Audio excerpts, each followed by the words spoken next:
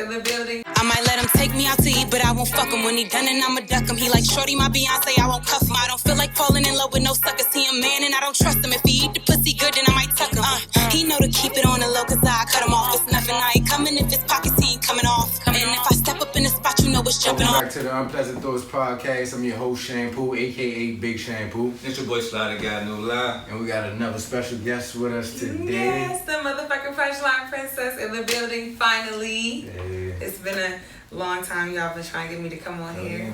Appreciate I'm you. here. Appreciate you coming through. Let the people know where they can find you. Yes, you can find me on Instagram at Danjalé Official. You don't want to follow me on anything else, especially Twitter. You can find all my music on all streaming platforms. Danjalé, Danjale, and I just dropped an EP not too long ago. That was in July. I'm getting ready to drop some more stuff soon. I got some projects I'm working on. Yes, sir. We're going to go ahead and jump to the first question. You mind talking about where you grew up and then how you got into the music? Yeah, so I'm originally from Chicago. I've grown up in the DMV area. Like, I've lived in Montgomery County, Charles County, DC. So I live in PG right now. But Chicago's my hometown, and I rap very hard. Yeah. Shy. Yes. And you said how I started doing music. Mm-hmm. I guess I've always written. Like, I used to do like poetry, like slam poetry and stuff like that. I never really thought that it would bring this rap career, but during COVID, I had some downtime and I just was like, let me see what I can do. Let me see what comes if I try to rap, and it blossomed into me being a rapper. She was like, shit, I can do this. Like, yeah. You think like, right? Matter of fact, before I ask that question, you got any like family background in music at all? Oh yeah, my family. I have a very musical family. Like my one of my Uncle Charles does stage plays. My mom writes music. My dad loves music. Like everybody's very musical. So yeah. Was it like any pressure, or you was like, you know what, it's gifted, so I'm out to use this talent? No, I don't think it was any pressure. I think everybody was very supportive of it from the beginning. And like I said, we're all, I mean, everybody around me, like, we're all into music. So, no, it wasn't no pressure. Everybody was very, very supportive. And even when I go back and, like, I listen to my old songs, I'd be like, y'all was really talking about this was good. But it definitely, put the battery in my back to keep it going. So what drove you to rap? Was it like because slam like fit that more, or? Well, I think that I don't just do rap. I do reggae, I do R&B, so I don't think anything drove me to rap. But that's the music I listen to is rap. My favorite rapper is Ludacris, so that's like, he's a very creative person, and so being influenced by those type of people that'll do it. That's his first too, like somebody saying Ludacris. Everybody says that when I tell them that, but I just feel like when I think of the rappers that I grew up listening to. His name in the joint. You did? Yeah, I love Ludacris. In my song, I reference him a lot. So you say like one of your family members does like record plays? He does stage plays. My family, some of my family background's from Alabama and Mississippi, so he's down south, and he does really nice stage plays, and he's been doing that his whole life. He writes music, he plays guitar. You ever been to play? In high school? Oh. Yeah, but I don't think acting's my thing. Because like stage presence, you gotta have a stage presence when you go on. That's why I feel like when you get on that stage, you hit a switch. When I get on that stage, I'm not acting. Yeah, I'm really doing it because right? that's really what I do. It's no acting involved. That's really, I love it. I don't get up on a stage and feel like I'm a different person. I get up on a stage and that's where I'm most comfortable. Like that's the most fun part of me musically, is that I get to go up on stage and I get to perform, and I don't care if the show is free. That's something to me. I'm rewarded from doing the show. So yeah. Is that something that came with time, or you had that like from your first time being on stage? Yeah, I think I had it from my first time being on stage. I don't think I really ever felt nervous. Like, I get nervous before a little bit, but like right before, but the process going into a show it's natural to me, so I never really felt. So you say you started the rap career really during the COVID time. I feel like everybody started. Everybody found something. Everybody found something, but I always say that it was it was a very harsh reality, but everybody needed a break. You know, everybody needed to chill and like really sit and realize like you guys are working. Nobody's taking time off. Nobody's dealing with mental health. And when they got on that break, that's when everybody realized, wow, like life is not just going to work every day. And so yeah, I was sitting in COVID and I was like, let me find something to do. Like I don't want to work in the restaurant industry my whole life. What's next? You know, what's the goal? So that became a great hobby for me. I said I quit my job after 5 years working. Yeah, man. I was getting paid more from the unemployment. I'm saying. Didn't work. I'm saying. I was like, I don't never. They was giving it to us, man. I don't never want to go back to work. Shit. So like with your music and like what would you say your style is as far as your musical artistry? I think I'm still finding it. Okay. I'm doing a lot of different things, different types of music. I'm doing rap, I'm doing reggae, R&B. Like I'm really just finding it, and I don't think that I'm gonna ever be in a place where I'm like, this is the type of music that I do. I think I'm always gonna have my hand in something because I'm a musical person. I'm not just a rapper. I'm an artist, and I write, and you know, I just create with other people. I would never want to put myself in a box, and then it's hard for me to switch and go into another lane and do something different. So, yeah.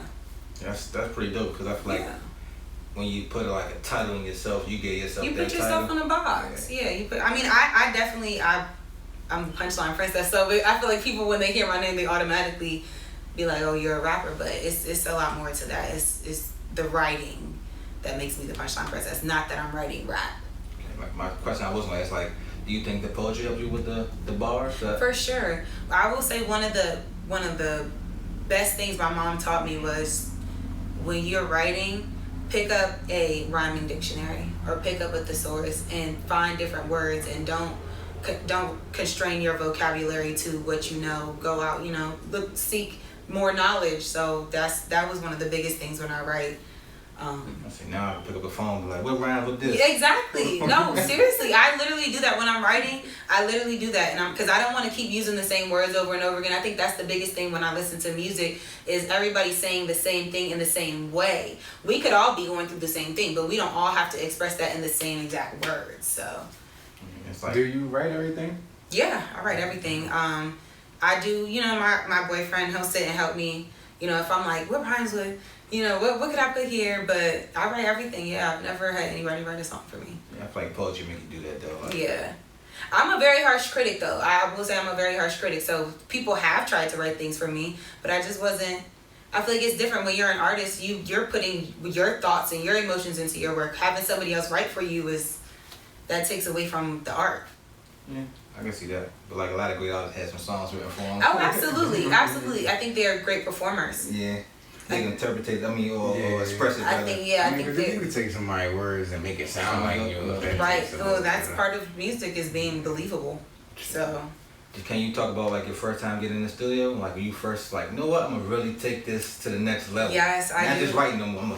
I do remember my very first time recording was at like my friend's studio in his apartment, and that was cool. But like my first time actually going to a studio is where I met my current engineer at Finesse Sound Studios. And I was nervous. I didn't know them. It's very hard for me to like be just open and relaxed around people that I don't know. But it turned out great. I think that they gave me the support that I needed to like feel comfortable going back and doing it again. I literally have not gone to another engineer since I started working with them. So they've engineered all of my music since I started. Still the same team. That's pretty dope. Yeah, and I want to continue. Obviously, as I branch out and I go to other places, I'm gonna meet people. But that's my home studio. You know what I'm saying? Like when I'm here, that's where I'm going. You're sticking with the same team. Mm-hmm. Like, what was that process like? Like I said, you're not being somebody different. Like. You said people make you comfortable. Like, what that shit is behind the mic? I've been in the studio a couple times. I will say I'm still uncomfortable. Like, when I go to the studio, I'm like, okay, I need to just breathe and relax. But for some reason, I'm so tense. And I don't know what it is. I don't know what it is. But I think that's the most nervous in the process of me being an artist. I think that's the most nervous I am is going in the studio. But once it's done, it's great. But I don't know. It's probably because I'm a harsh critic of myself, and I want it to be perfect. And sometimes I don't feel like I'll be prepared going into the studio. Like my mom will tell me, when you go into the studio, you need to know what ad-libs you're gonna say. You need to know how you're gonna say. You need to da-da-da. And I don't be prepared. So when I go in there, I'm like, damn, I gotta act like. But I feel like it's pretty hard to do. I feel like it's looking at the end work before you put in the work. Right. So it's like, I got this planned out, and then everything don't go how you planned it. Now it's really like disappointing to you. And sometimes I will like natural works better though. Yeah. Sometimes I will be like at home writing a song, and I'm repeating it over and over. I'm like, this sounds good, this sounds good. Then I go in the studio and I'll be like, play that joint back, and I was like, what the? That don't sound nothing like what I was doing in my house. So I don't know. I guess it's just I need to not be scared to be disappointed. But when I go in the studio, it'd be quick. I get in and get out. I know what I'm gonna say. I know what I'm gonna do. You know? Do you like, since you write your songs first, do you usually find the beat, or you put your lyrics down first? Yeah. So I for a lot of my beats I use BeatStars, and I would just sit for like an hour and just scroll through beats till I find something I like, and then I'll sit and write to it. Probably take me like an hour, and then it takes me like 2 weeks to get back in the studio because I'll be so busy. But yeah.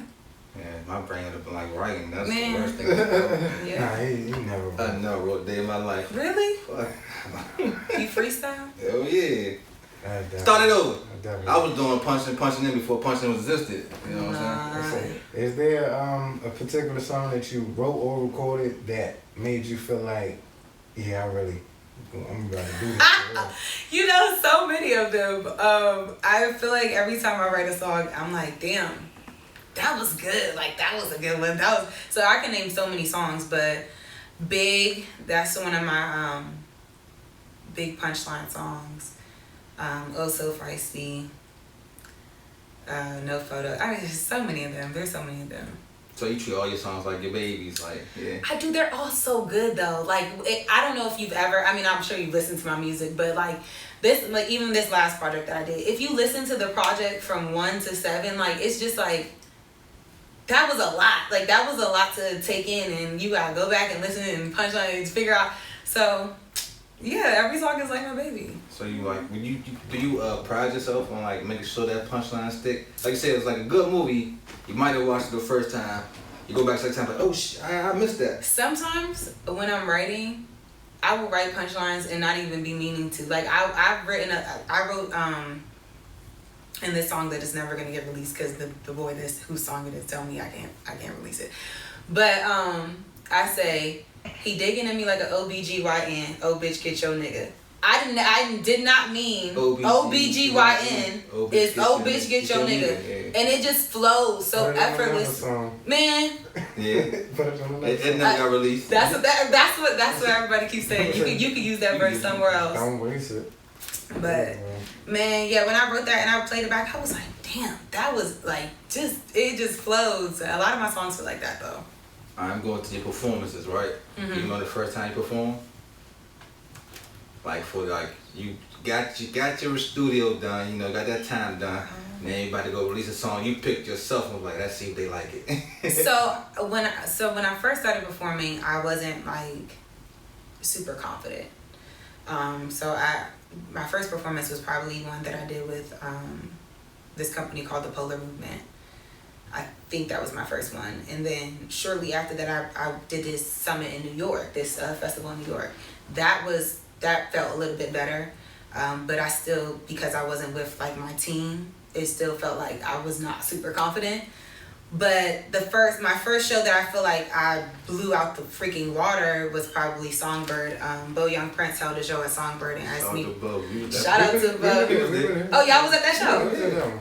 I was like, she could rap. I seen you perform before that. I think the Ladies Fest at Say Say's joint. Yeah. So yeah, and I did a lot of those Say Say's Lady Fest and his little joints. They were lit, and that definitely helped me build up my confidence. But yeah, that show at Songbird, I was like, oh yeah, Like I need this stage. I need this bit. Like I need space. I need to be able to move around and different environment. Like and being elevated. You know, I can see the difference between what you said, wasted. Yeah. So it's like level. But like I said, now you performing. Right. You are on the stage. Everybody has a trip to go. And so when you in the lounge or club, it's like people have an option whether they want to look at you or not. When you're elevated on the stage, the spotlight's on you. You know what I'm saying? So that feels better. Yeah, it's like she brought dancers out. She got some. Oh yeah, that's the thing. Like I need it to be a show. People are paying. Like there are famous people that charge $15-$20 for a ticket for a show. Like people are paying $15-$20 tickets for my show. I gotta make this, I gotta give them something that's memorable so they can keep paying, they can keep coming. So for a show like that, how long do you rehearse for that? I mean, I feel like I'm always rehearsing. I'm always listening to my music and rapping my songs in the car. I don't really ever rehearse with my dancers, which is very surprising because it's always so in sync. But they rehearse together regularly. But I mean, I feel like I'm always just rehearsing, rapping. Like by the time I get to the show, I definitely have the lyrics down pat because I've been listening to the songs for, that's the first thing I play when I get in the car. So, make sure I still got it and then I keep going. Can you tell me one of your worst performances and then you tell me one of your best ones? One of my worst performances, yes. So I was actually only going to do one song with my friend Whitney Chantel, and she asked me to be on the song. I think literally the day before she asked me to do a verse for the song. So I just knew, I was like, I'm not going to remember this. Like, I know when I get there, I'm going to choke. I'm going to get up on that stage. And it was actually a Songbird. I was like, I'm going to get up on that stage and I'm going to choke. And I'm not good at keeping going when I choke. So froze? Yeah, like it's choke artist. It's giving 8 Mile, yeah. So I got up there. Thankfully, she just kind of, she's a performer. She just kept it going. But after that, I just was like, I felt so bad. I was like, I'm so sorry. I just came and ruined it. So and that's what I mean when I'm a harsh critic on myself. Like, I will say sorry for weeks and weeks and weeks until I forget about it. Somebody forgot it. I know about it. Yeah, she like, whatever. Whatever. Get show goes on. Nah, it's cool. So what's pride in it? Yeah, I know. Right. What's one of your best ones? Oh, the best. The best. Yeah. The best. Like including the crowd reception and everything. Okay, so DMV Fest. I don't know. Was that last year? I don't know if it was last year or the year before. I think it was last year. My friend Peter Hogan, shout out White Bucks. He put on this show called DMV Fest. It was actually at this venue in Virginia called Sound Stage or something like that. But it was really nice. And the crowd was so mixed. Like, it was white people, it was young people, and they were like ragers. So Rob Banks was the headliner on the show. And so they had like, I think Mabish Young was on that show. Who else? What's that man's name? Mikey Polo. He was on that show. So it was very like alternative. Like, it wasn't my genre at all. But I got up there, didn't think it's at a mosh pit. Like, I was like, this is crazy. And it felt so good because everybody, like, and people nobody knew me. That sounds right for Virginia. We hosted our first and only show out in Virginia. Yeah. They had a mosh pit. They was throwing their boys off the stage into I was the like, crowd. and that's in the videos. I was like, this is so awesome. Like, I get to go and rewatch that over and over and over. Shit. But that crowd interaction. They be lit. Yeah. They be lit. Man, they be. I feel like they love whoever come up on that stage. The dude was getting a tattoo on the stage while the dude. You say getting a tattoo? He was getting tattooed on the stage. He was performing? Somebody else was performing. He was in his, I guess, entourage or whatever. But he was getting tattooed. It was crazy. It was just. It's a night. We had a time. We had a time. That's different. Yeah. So traveling to so many places, like you say you've been everywhere. Can you name the places you've been? You said New York. Yeah, I just got back from the Bahamas. Oh, shit, Bahamas? That was fun. You performed out there? No, I didn't perform. Okay. My first performance ever was actually, I think it was actually in Atlanta. Now that I'm thinking about it, that was my first performance ever. I did a feature on a song with my friend OG Ock. And, well, we did 2 songs together. And we opened up for Pusha T at Miami Club Lounge in Atlanta, Georgia. that was fun. That made me feel like I can do this. Like everybody was very supportive. The people who, I mean, Atlanta is just a very supportive city in general, and I think that's a lot of the reason why they go up. So yeah, that was probably my first performance. How did that feel opening for Punchlines? Like, did you get a chance to sing? Like, I saw him in passing. For me, I be trying to get in and get out. I'm not gonna lie. I'll go to the party early and party before people are like, and then once people start to get there, I'm like, it's time for me to go. Especially if I'm in a place that I don't know. You know what I'm saying? So, but I did see him in passing. I saw a lot of other artists though. It was cool. That's shit. Yeah. Do you ever feel like you guys get starstruck sometimes with like being in different places with different artists? Or like, I don't think I've been in proximity to any artist that I would be starstruck by. Got you. Like Who would fit the starstruck category then? Ludacris. Starstruck? Well, I don't think I would be starstruck. I would be Yeah. excited to see a lot of people, but yeah, Ludacris, yeah, that would be dope. Rihanna, that would be dope. I could never see her on stage ever again. I'm crying. She might. Yeah. Maybe not like a tour, but maybe like Ever again. You sounded so I'm sad. Oh. so sad. It's okay. Goddamn kids that you said She rock. had to sit down. You Goddamn. know what I'm saying? She had to sit down. No, she didn't. But yeah, I don't think I would be starstruck by anybody. I don't know. I couldn't imagine that feeling. I don't know. Me neither, but it might happen. Starstruck? Nah, I've been on. Maybe I might be like, oh my god, it's you, but like not like people be Fanning out. like, yeah, fanning out, like people be Like, going the crazy, Michael screaming Jackson and joints fainting. now. Oh my god, it's you! Oh my god! But you gotta also remember that people was on drugs and Yeah. alcohol. You said it was just it's hot. hot. like it's a lot of things. Niggas was starstruck. They was high. Yeah, they was. I mean, people fainting at these concerts regularly. So Oh yeah, somebody did. Somebody just fainted. yeah, exactly. Got the best music ever. Oh, DC DMV Summer Fest? Summer Jam. Summer Jam. Yeah, somebody fainted there. I was like, it was hot as shit. Man, we was at something in the water. That was last year? Yeah, that was last year. Man, can I tell y'all a story? Sure. I don't remember what artist it was. Who was it? Do you remember? I think the one. I am the one. Yeah. No, that's not the one. That's the one. Okay, so we was in the crowd. Mind you, it's hot. Where they had it in DC last year, it was. I don't know if that was Constitution Avenue, but it was the one, whatever Independence, whatever one is like narrow and straight.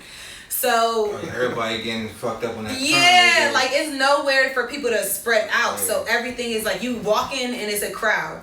So we make our way to the front. Mind you, I did not want to be in the front. That was not somewhere that I. So we made our way to the front. We in the mosh pit. I'm getting pushed everywhere. I'm getting irritated. All of a sudden, the dude next to us turned and throws up everywhere on the back of the dude's head in front of him. Like it just was like. Straight exorcism. Yo, somebody else fainted. It like people was fainting everywhere. It was 100 degrees. Like I don't see myself being in some in his water. It was definitely yo. Somebody needed. And he wasn't. I would have immediately been like, let me leave. He was like trying to stay and party. After He said, throwing "Shut up, up, I'm go good." throwing up on people. I feel better now. Don't let that start the party. I got that shit on my Oh my system. god. He was Don't nobody care about he was about to get jumped. Like he was Hell gonna yeah, get you jumped in throw that him on the crowd. back of my Yo. head. Cause like, My fucking event over. I don't know Yo, about yours. telling you. He didn't even know what happened to him. He just standing there. Oh, you he blacked out? wouldn't have known what happened. That's crazy. So like the album you got out now, right? No. You got no on every song. Was that intentional? It was intentional. So, I say no a lot. My first inclination is to say no. When anybody asks me something, I'll be like no. Then I'll think about it and then I might come around. But my first inclination is to say no. So I was like, first I made no photos. And at first it was just going to be no photos part 1, no photos part 2. But then I was like, I can take this. I can do, and the producer who did the no photos beat was when I got off of BeatStars. I have like four of the beats on the tape or the EP are his beats. So, and they're all very similar. It's that, you know, Flint style beat, that Detroit style, you know. So, and I'm from the Midwest, so it was like, that shit fast. yeah. So I was like, you said that. I was like, let me just make it a whole project. So I did 4 songs, and I was like, let me fill it out, make it 7. Did No Chill and No Hard Feelings last, but I really love every song on that project. Like, I love it. They all have their own thing that's special about it. Also, Easter egg in No Face, No Case. I'm just gonna put that out there if you're watching this interview. You find out what it is. Actually, you know what? The first person that DM me and tell me what the Easter egg is in the song, I'm gonna cash app you $100. Oh shit, we gonna split up. So we gonna do this. Yeah. The Easter egg. We gonna play. We gonna have to play it back. I'm about to Yeah. We gonna teach you. I'm crying. We gonna play before we put the interview out. I did. We gonna hold on to it. I did. Yeah, like. It can't be y'all. It can't be Okay, y'all. okay, And it okay. can't be anybody that already knows, because there's a couple people that know. Because I was so pressed when I told them when I did it. I was like, nobody's gonna know. Nobody's gonna It's your know. favorite cousin. We gonna split it 3 ways. Nah, that joint. Yeah, that crank. Cause like I was telling him, we listened to the whole. I was telling you, them beats a fucking DMV rapper up. Yeah, yeah. What happened? I say them beats a fucking average DMV rapper up, cause you. Oh, yeah. Oh, yeah. But you were actually rapping on. I was like, Yeah. got the like punchline princess. Yeah. Like, shit, okay. Yes. Like, okay, like you really can rap. That was my goal. My goal was to make that the one where I was like, when you listen to this, every song you're gonna get punchlines. Like you're gonna be knocked out by the time the fucking. Like, This is 7 rounds, bro. We're going 7 rounds, and you're done at the end. I Like, say, boy, I'm done rapping. Okay, I'm to my rounds. I'm English. oh, God. Yes, sir. I'm gonna stop myself. All right, cool, I'm done. Yeah. So like, how long did it take you to go ahead and make all those songs? Did you? Cause you said you didn't start off intentionally being no. So Right. What made you go by? I'm just putting no every front of everything, Right. or you had the songs already done? You just threw no in front of it. So I had the idea. I did No Photos, and then I had the idea to do No Photos Part 2. So No Photos Part 2 ended up being No FaceTime, which is number 4 on the EP. And then after those 2, I think I just kept going. Like, I was just like, okay, let me just find the beats and write the songs. And as I wrote, I think, you know what I think I did first? I think I came up with the titles first. Okay. And I was like, let me wrap around the title. Let me see what I can come up with based on the title and the beat.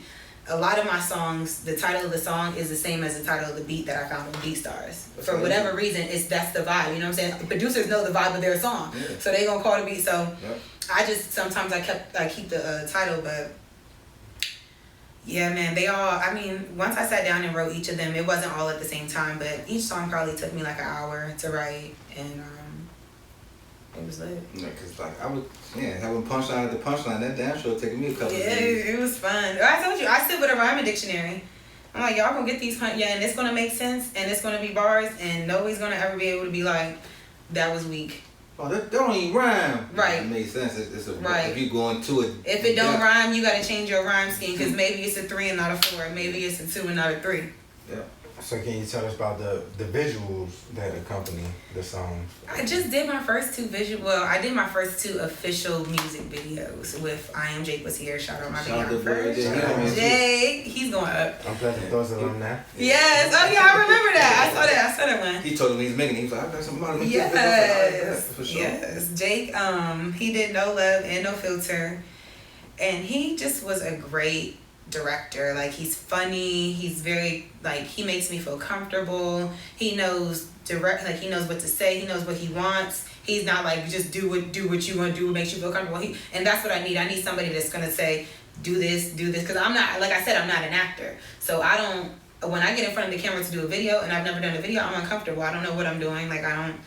So he made that feel like a great experience. He just he filmed the release party. I'm waiting on that footage, and I'm being patient because I know he's that guy. But we talked to him. It take a while. I know. So he just did the release party, and we're getting ready to do another video for this freestyle for Conceited by Remy Ma, and that's gonna be so fun. I'm so excited for that. Hell yeah. Like, Yes. your first 2 visuals, like when you put them out, you was like that's what it fits. Like that's what you was going for. Like it's like say. Oh, absolutely. Because like they directed. Some people get directed like this. Yeah. So I actually picked the venue for both. So I kind of knew what I wanted. I knew what the general concept of the video was gonna be, and I didn't have a treatment, and that's where he came in and he did. But and then I think that a lot of the video concept is just the song. Like No Love, when I hear that song, it sounds like a fairy tale to me. Like it sounds like a rap fairy tale. And so I wanted to be in the black princess dress and with the tiara, but I still wanted it to be modern with the aluminum. So I kind of thought about those things as I was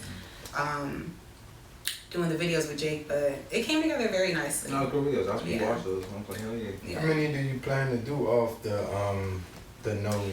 If I could, I would do every single one. I'm not gonna lie, I got an idea for every single one, but I also have other things coming. It's just like I might be one of those artists that when I'm like, once I get the money to like really do this shit, I might go back and be like, I wanted to do No, so I'm going back and I'm gonna finish these videos because that shit is lit.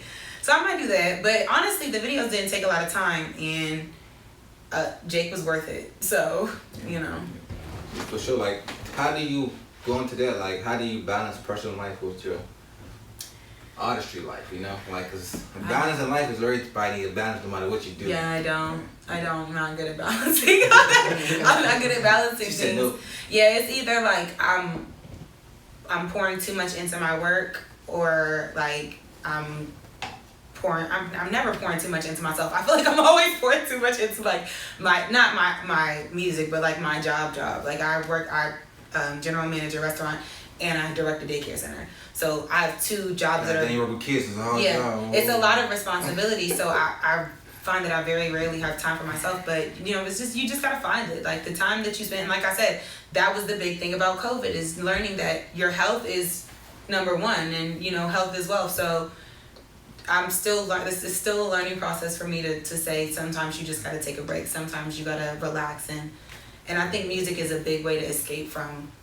You gotta do what makes you happy. Exactly. You are absolutely correct. If you only do the other stuff, you gonna drive yourself crazy. Exactly. Crazy. Yeah, you're right. But then on the flip side, it's like I don't ever want to be too attached to.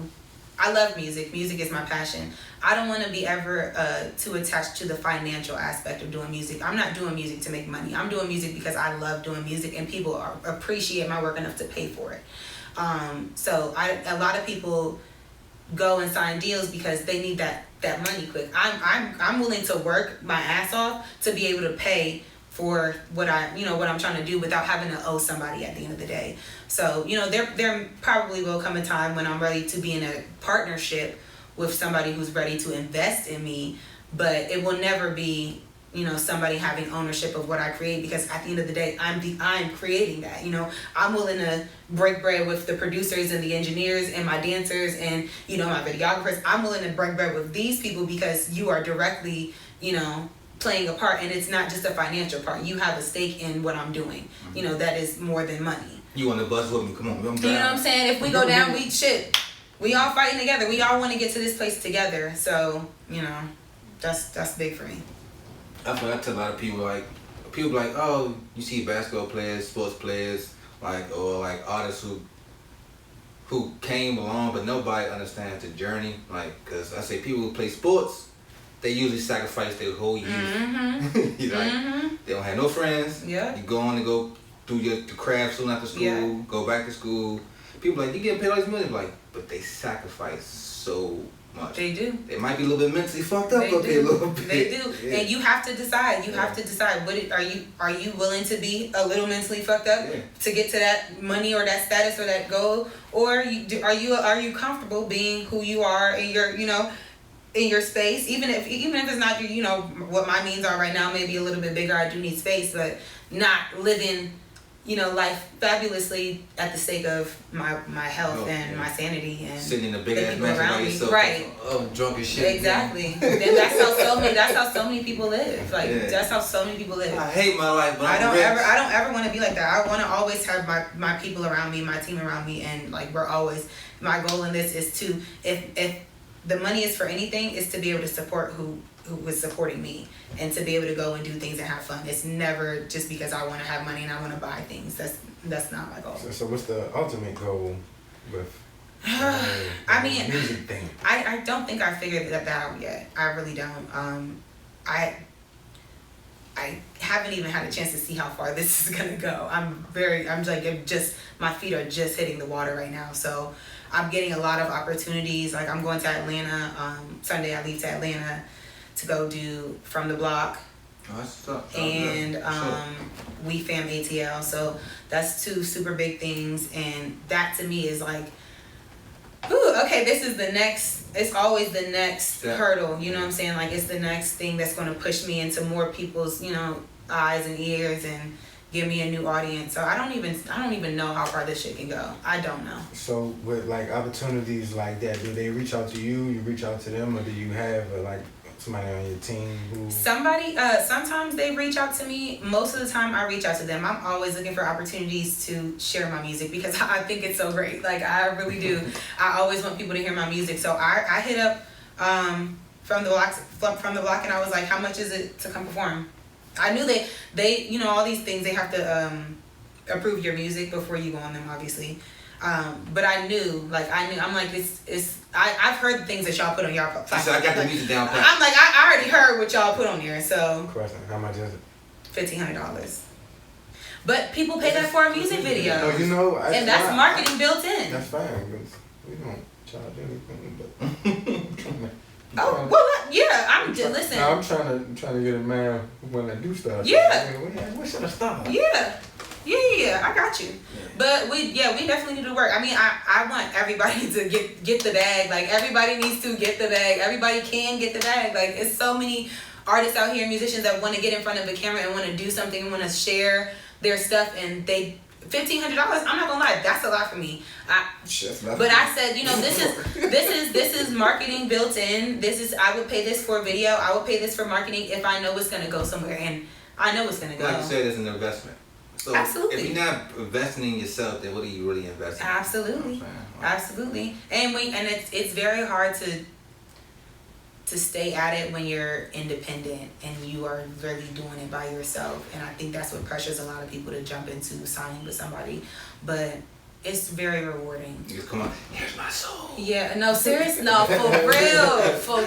It's so rewarding to be like, this was like, I've been saving for this. I've been watching From the Block. Like, I hit them up months ago. How much is the slot? I've been saving money to get to this place. So as soon as I hit them, they were very quick to respond. I think they responded within like 2 or 3 days. And they were like, send the music so we can approve it. They approved it. And they were like, come on. 2 or 3 days, they already doing their research, and then maybe. I'll tell you too. Sometimes I don't be thinking that people be really looking. I don't think that people be seeing my stuff. I feel like with stuff like that, they gotta do their due diligence for real. Like, but it's like there's so many artists out that have more followers than me, more it's. But they may not have more talent though. Yeah, but they don't always just put talent on their page. I mean, but they look at a lot of the times you can look at and you can tell that they went to this person's page and they have a lot of followers. They might got the money. That's right true. Here. They might got the money. That's true. As soon as you tell me the price, here you go. That's true. Yeah, that's true. Yeah, from all my followers, there you go, right there. It could be the followers and the money I got. Right. 100,000 followers and 1,500 right now. Exactly, so, and that's crazy. So you just take it. Yeah, man, I wish I had that, but what is more valuable, to me at this point is the network and the relationships that I've been building, because they're real. Yeah. You know what I'm saying? They're not business relationships. I really have friendships with these people that I work with. I really talk to these people regularly. We really go out. We really hang out. We really, and that's the only way. Like it's really the only way to, when you get to the top, make sure that you are in a safe space, is to take the people who are a safe space with you from when you start and move with it. And you know, if people fall off, that's one thing, but you keep going, you keep pushing with, you know, who you start with. So the money is great, but you know, I realize how much money I spend regularly, and I'm just like, when you add it all up, I might as well. Get somebody else rich. You might as well put in something that can get you rich. I'm telling you, like, spending $1,000 on food in 2 months. Yo, Uber Eats got me. They got me in a chokehold. Nigga, boy, I could probably buy a liquor store. We, oh my God, in a chokehold. Let me tell you. So yeah, I feel like if I'm willing to spend money on that regularly, I'm willing to put $1,500 into what I claim is my career. That's something that can make you money. Absolutely. So you can buy as much weed as you want. You have to have a personal weed roller on my Snoop Dogg. Somebody give you a gift when you come off. Here's a gift. Okay. Hey, that's what I'm talking about. So I'm gonna get to my top 5 for you, right? Okay. Top 5 places you would love to travel and perform your music at. Ooh. Top 5. Top 5 places I would love to travel and perform simultaneously. Yeah. You ain't just going there for vacation. You're going to get some money. I definitely would love to perform in Jamaica. Okay. I would love to perform in like Ibiza or one of those like European party cities. Africa for sure, anywhere in Africa. When everybody say Africa, like you know the person, everybody say Africa anywhere. I say hell yeah. Yo, anywhere. Like that's just so rich. It just feels so rich, you know. That was 3? Yeah. I don't know. 2 more. Maybe like London. London, okay. UK, they're popping right now. We had somebody on here that went to London. That's great. Really? She said she was a female singer, and she said it was a great experience. Yeah. That was her first performance. Really? Yeah. She's from Virginia, right? Yeah. Wow. Yeah. So I would love to. I mean, they're popping. They're very popping right now. But let's see. Last but certainly not least. Dominican Republic. I don't know why I didn't already say that, but DR. I love DR. That's one of my favorite places to be. So I would definitely love to perform there. Okay. Top 5 artists you would love to perform with, dead or alive. Top 5 artists I would love to perform. Like make a song with. Make a song with. Yeah.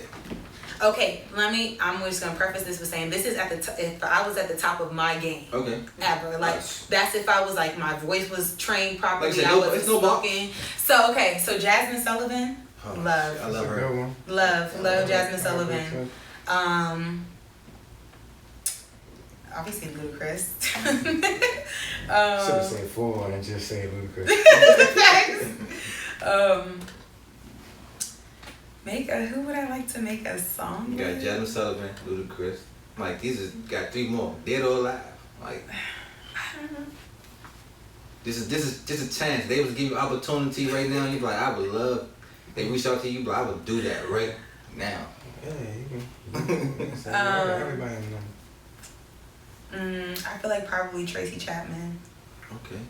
I know that's a wild card, but it's my soul queen. I love you, Tracy Chapman. I would love to do a song with Nicki Minaj. She's my favorite female rapper. I feel I'll definitely be some punchlines now. She dropped some punchlines too. And one more. I don't know. Everybody gets stuck in that 5. You gonna leave them like, God damn, I got 17. I know, right? Let me think. Let me put them on shuffle. Let me get. I don't know. I really don't know. Dead or alive? You keep saying dead or alive. There's not a lot of dead people that I really desire to do a song with. Some people say Michael Jackson. No, I don't. I don't think that would. Tupac, Biggie's, people usually something like that. So like when people like, what's your top 5 rappers? I don't be like Tupac, Biggie, Nas, Jay-Z, like everybody do. I don't do that. I'm not that old to be his name on top. No, I'm not talking about you. I'm just saying, when people be like, name your top 5, that's everybody say that mix them drinks in. I'm not that, like, I don't have those. I just love music. There's just so many. I don't know. I don't have a top 5 people that I would want to make a song. You got top 4 now. I do have a top 4. Okay. Need a woman. I I don't know, y'all. Now Megan Thee Stallion, Give her one. Cardi B. I would could you hear that? Give her one. Who would I hear? Yeah, like. I don't know. I feel like just off the, because you know what I'm saying, just because you're from the Chirac, I feel like you and Lil Durk probably good some. Somebody else. Somebody else from that year. Oh, y'all. See, I be trying not to say. I told you I like to say no. That's the first thing I like to say. I'm trying to curb that. So. That's the first. I had to talk to say no. Say nah. Nah. I was about to say I'm not a huge fan of Durk. I'm not gonna lie. I don't know. It's like I feel like everybody, like I said, everybody got their own musical ear. Yeah. So like yeah. Yeah. I'll go come back to my. That's all I got. But you know what? I might text you and be like. Put this one on here. Put the asterisk and fire in the bottom of the tongue. She said. This one too. Facts. All right. So my next one would be like top 5 places you would love, or shows or venues you would love to perform at. Some people do the Horizon Center or places like that.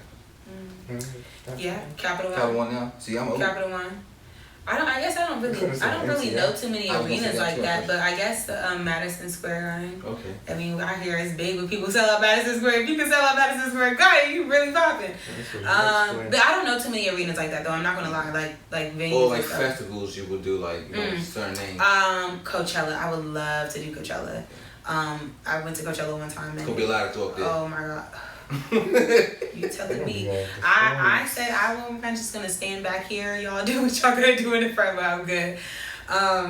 Coachella, I feel like Rolling Loud would be good. Oh yeah, that's a great one. That one got to popping like recently. They took over real fast. Yeah.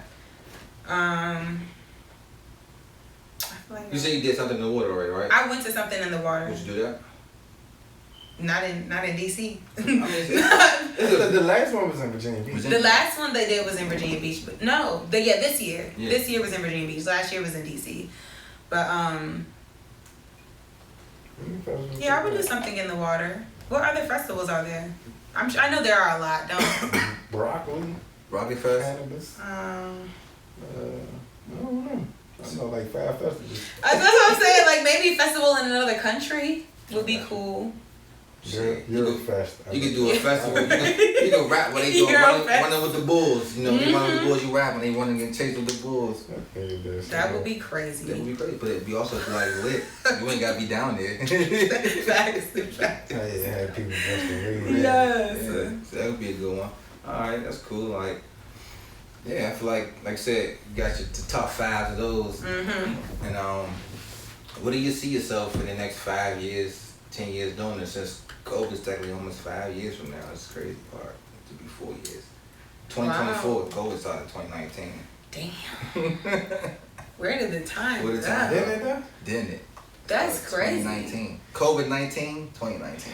Oh my goodness. I remember that shit because that shit was like, I mean, it kind of hit when niggas, the quarantine started in 20. Yeah. Yeah, but I'm saying COVID-19 was COVID. It was November, like October, November of 2019.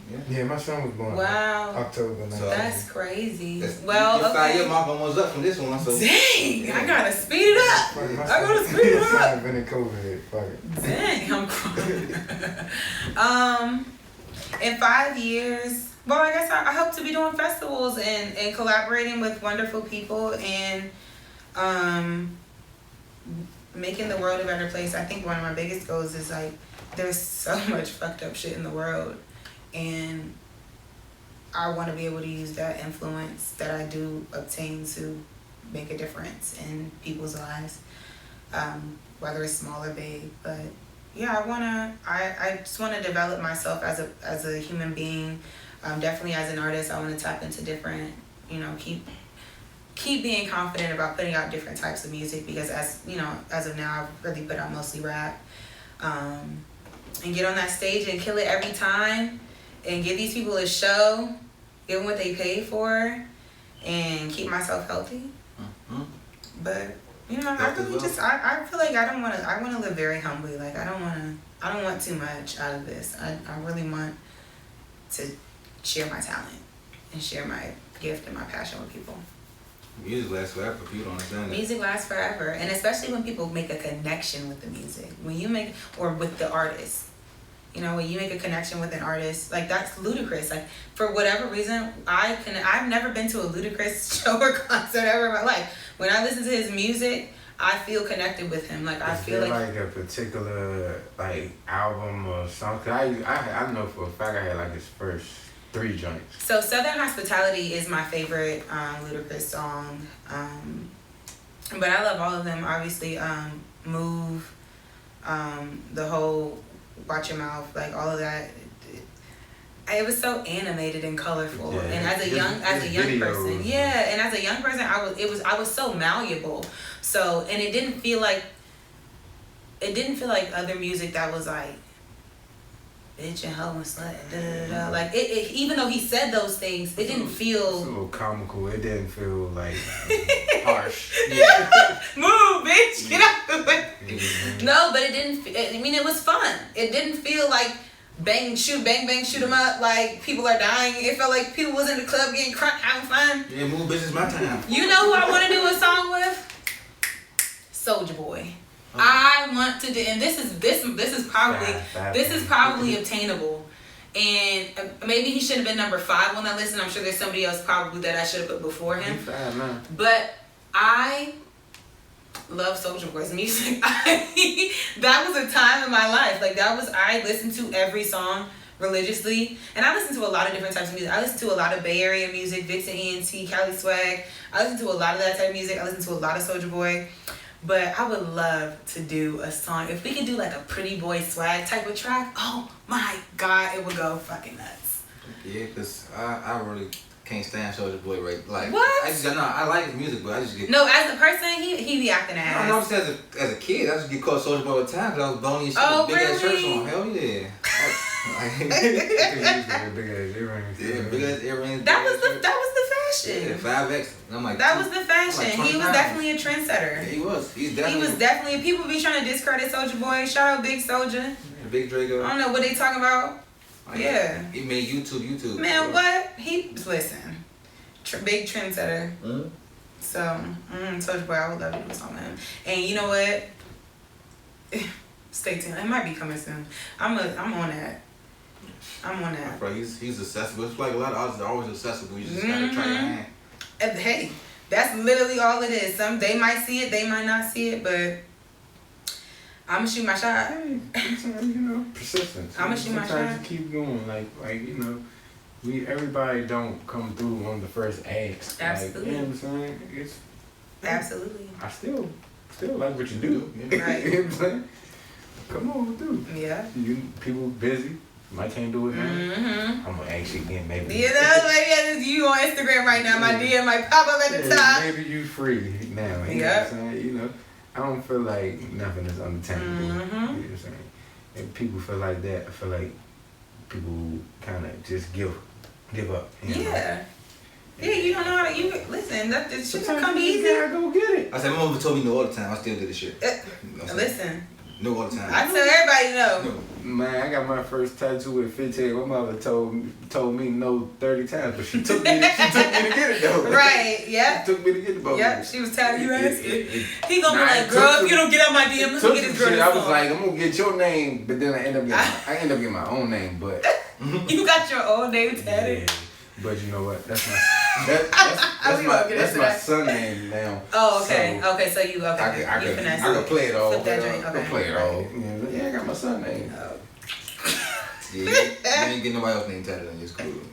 I did get hers eventually. You know, I'm just saying, like, you know, some people get other people's names, they don't know we deal with that person again. It just be crazy. Oh yeah. Oh yeah, I'd do some dumb shit like that. You would? Yeah, I don't care. I do. Nigga, you see my tattoo. He said I would do some dumb shit like You that. see the tattoos I got? Yeah. I got shit people will regret. You got a lot of tattoos? I got like 50 though. Oh shit. But a lot of shit is just dumb shit that I was feeling at the moment. People will regret it. I don't care. Yeah, I feel like why would you? You knew when you made the decision it was permanent. Some of them they take me back to a certain time where I was at, you know, like a keepsake, you know. I mean, yeah. There you go. That's a good way to see it. I remember when I got this. When I got this when we was all. Niggas could get a magnet. Yeah. You could have got some t-shirts. Some Take a picture. I wrote it down. Diary. diary. Put on my skin. I am my diary. You are your diary. Facts. Tell the people about what you got out now and what you got coming that you can reveal. So Noah's out now. I do plan on dropping an album early next year. I think probably like January, February. I have 2 really cool. I don't know if I'm gonna drop them as. So I call it a freestyle when you write. You sit with a beat and then you go. Like I write. But it's all in one go. Like I'm not leaving the song, coming back to it, having it, like I'm listening to the beat and playing it back and listening to the beat again and keep going. So I call it a freestyle. I understand that everybody, maybe the rap gods, they don't call it a freestyle. I apologize. But so I have 2 freestyles coming out. That was my purpose to say that. I have 2 freestyles dropping. They're dropping before the album? Yeah, they'll definitely drop. They'll probably drop in the next month. Hopefully. And one is the Remy Ma conceited Yes, one is the Remy Ma conceited one. The other one is a beat that I got from one of the producers that was on No. And this man has sent me like 300 beats in the last month. So you make my beats popular. He's serious. Yeah. He's serious. And so this is the first one that I listened to that I was like, I really like this beat. So I got on it immediately. They was playing 2 here, so I'm watching the game the other day and I was just sitting there writing. So that's done. So yeah, those will be coming out.